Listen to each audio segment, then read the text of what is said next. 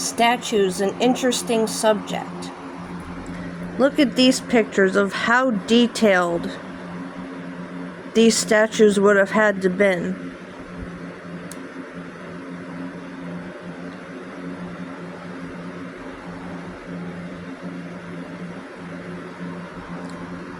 Read about it. The history of sculptures, especially those created in the 17th and 18th centuries up until 1750, is a fascinating subject to delve into. However, as with many things in the mainstream history, it's always important to question what is being presented as fact. Upon closer inspection, one might find some inconsistencies that raise red flags. Take, for example, the artists behind these magnificent works of art. Some of them were supposedly in their 20s, which seems implausible considering the level of mastery and craftsmanship they displayed. This kind of skill takes years of experience and training, so it begs the question, how could someone so young achieve such greatness? One common characteristic of these sculptures is that they were all carved from a single block of marble. However, the process of how this was achieved remains a mystery to this day. Marble stones by nature are not uniform. They have veins, grooves, and even different tones within the same piece. Yet some of these sculptures are so flawless that they make parts of the rock appear transparent. This raises the question, how can a natural stone be so perfect? The thought of finding a marble stone of that size without flaws is also a daunting task.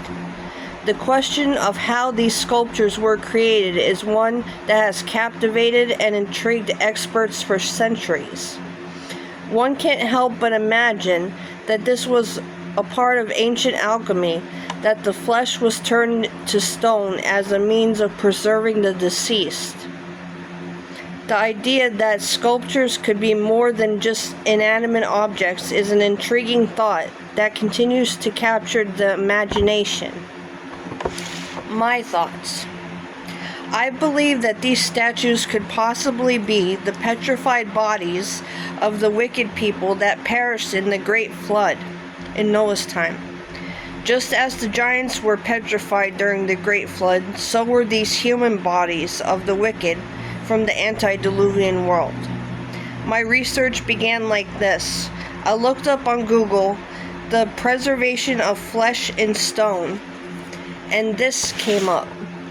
Yes, the process of petrification, where organic matter, including flesh, is replaced by minerals and turned into stone, is a natural phenomenon, though rare, and can occur under specific geological conditions. How it happens. The process usually begins with the remains of an organism being buried in sediment, where groundwater rich in minerals slowly infiltrates and replaces the organic material with minerals like calcium phosphate. Significance. This rare form of preservation is particularly important because it can provide anatomical details not normally available from fossils.